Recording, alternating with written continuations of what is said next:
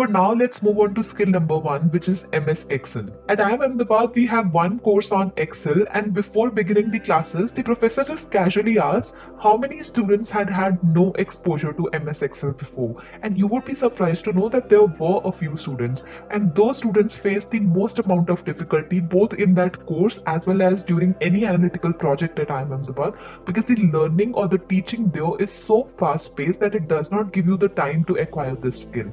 So if anyone wants to get into a B school, I would highly recommend to acquire the skill pre-hand. Get the basic knowledge of different formulas out there. Get knowledge of VLOOKUP, pivot tables, smaller aspects so that you are able to at least analyze the data well. The second skill that I would urge you to acquire is PPT making. PowerPoint presentations are an essential part of your B school journey. I remember that we had 40 courses and I think we made more than 200 presentations during our entire stay. And the simple reason was because be it any case presentation, be it any case study competition, be it any project of any course, or even a simple presentation during the class to explain an idea, we had to make use of PPTs. And we could not just make simple PPTs, we had to make PPTs that made clutter impossible, that made sure that we systematically organized the data, presented it very well, and used the space judiciously. So learn how to make beautiful compact PPTs, and in order to do that as well, stay tuned for that video that I'm going to make. It will surely help you learn how you can make beautiful PPTs. The third skill that I would suggest is communication, and as a subset of it, I would recommend you to learn email writing more importantly, because while you are at any B school, you would be required to send out a lot of emails to your professors, to your peers. Sometimes you'll be leading the group and you'll be required to announce what each and every person's responsibilities are over an email, and the same will be carried forward afterwards in your job while you're framing emails. So you should know how to beautifully frame emails which sound correct, which are grammatically correct, and which also forms a subset of business communication. So you should know how to communicate very well in an organization, in a setup, whether it's a B school or whether it's your job.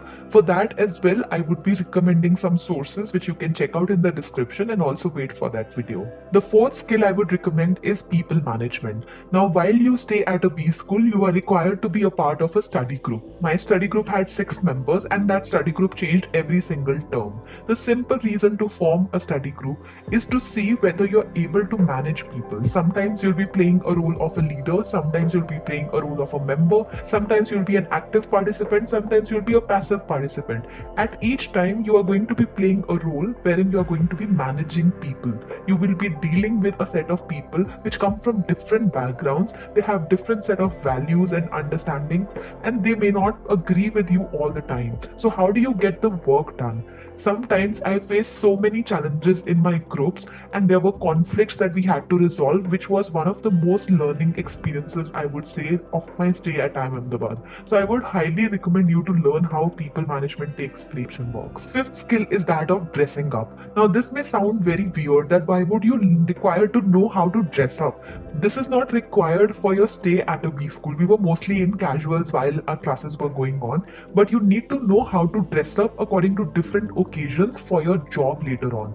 This is something that we practice a lot while our placement scenarios were going on. So whether it was a PPT by being presented by a company, or whether it was a placement drive, we used to dress up differently. What I would recommend is CV making. Now while your placement drives will go on, you would understand how important it is to make your CV. Do you know how much time it took us to finally frame our final draft of the CV? It took us 2 months. We spent 2 months in order to refine the CV points that we had put in place during our first cut. In fact, our placement committees often suggested us to take a printout of the first version of our CV and then compare it with the last version of the CV to see how much difference had actually come into play. So you should know how a professional CV looks like. Skill, and one of the most important skills, is that of networking. So you know the power of any B school alum group is super awesome. You won't realize this right now, but you would realize that once you get into a job, when referrals come into play, when learning from your peers or starting up comes into play, that's when you require access to networking,